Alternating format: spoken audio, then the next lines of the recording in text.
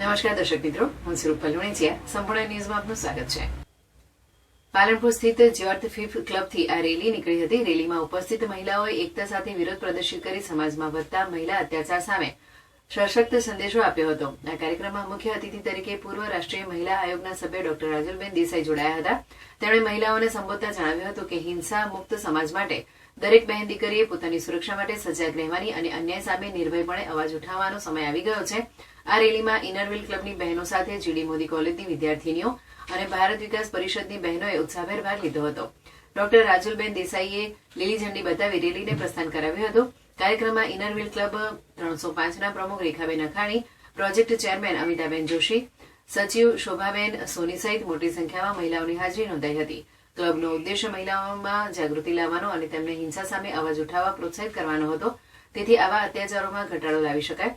Doctor દેસાઈએ વધુમાં કહ્યું કે ફાઇટ ફોર ફાઇટ એટલે કે અન્યાય સામે એક કદમ આગળ વધીને લડત આપી, ફાઇટ ફોર રાઇટ એટલે કે અન્યાય સામે એક કદમ આગળ વધીને લડત આપી। જ્યારે પણ કોઈ ગુનાહિત કૃત્ય સામે આવો ત્યારે મહિલાઓએ ફરિયાદ નોંધાવી કાયદાની મદદ લેવી જોઈએ। તેમણે સોશિયલ મીડિયા પર વધતા સાયબર ક્રાઇમ અંગે પણ ચિંતા વ્યક્ત કરી હતી। દીકરીઓ અને બહેનોને ઓનલાઈન સતર્ક રહેવા, જરૂરી પડે સાયબર ક્રાઇમ સેલની મદદ લેવાની અને પોતાના અધિકારો અંગે જાગૃત રહેવા અપીલ કરી હતી।